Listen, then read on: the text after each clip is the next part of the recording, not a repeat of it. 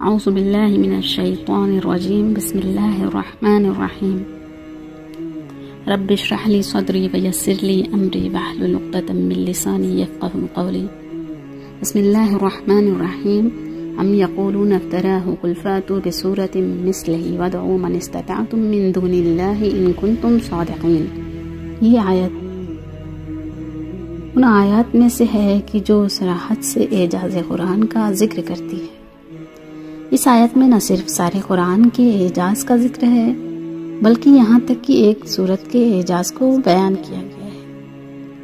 اور بلا استثناء تمام عالمین کو دعوت دی گئی ہے کہ اگر تم یہ نظریہ رکھتے ہو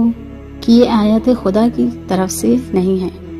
تو اس قرآن کی مانند یا کم از کم اس کی ایک سورہ کی مثل تم بھی آیات لے آؤ، جیسا کہ سورہ بقرہ آیت نمبر 23 میں آیا ہے کہ آیت قرآن میں کبھی کبھی سارے قرآن کے مقابلے کے لیے چیلنج کیا گیا ہے، کبھی 10 سورتوں کی دعوت دی گئی ہے اور کبھی ایک ایسی سورت بنا کر لانے کی دعوت دی گئی ہے۔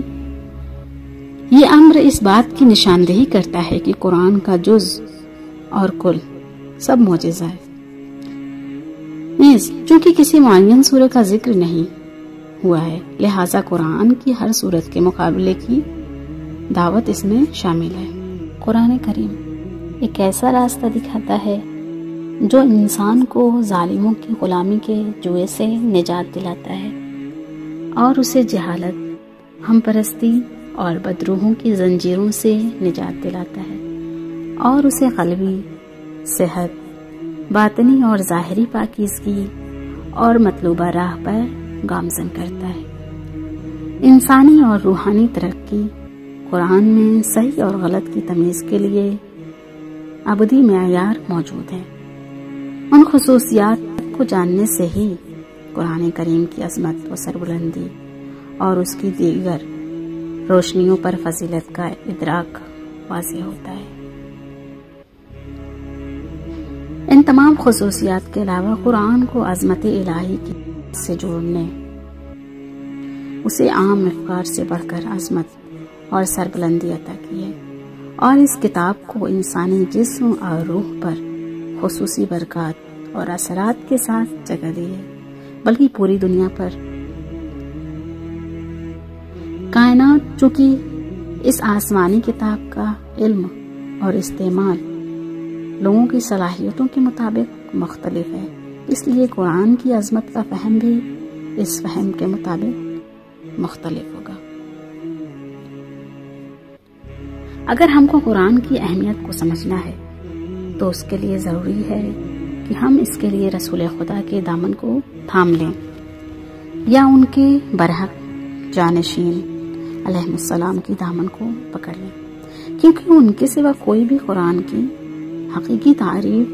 اور فضیلت کو بیان نہیں کر سکتا۔ اسی لیے معصومین علیہ السلام کے جو حقیقی چاہنے والے تھے وہ ان سے ان کے بارے میں سوالات کیا کرتے تھے۔ ایسے ہی ایک صحابی امام رضا علیہ السلام سے عرض کرتے ہیں کہ آپ قرآن کے بارے میں کیا فرماتے ہیں؟ امام رضا علیہ السلام فرماتے ہیں کہ اللہ کے کلام سے آگے مت بڑھو اور ہدایت کو اس کے علاوہ کسی اور سے طلب کرو گے تو گمراہ ہو جاؤ گے۔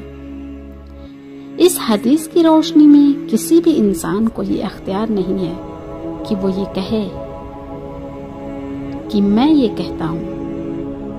بلکہ اسے کہنا چاہیے یا ہر انسان کو یہ کہنا چاہیے کہ اللہ نے کہا ہے یا اللہ۔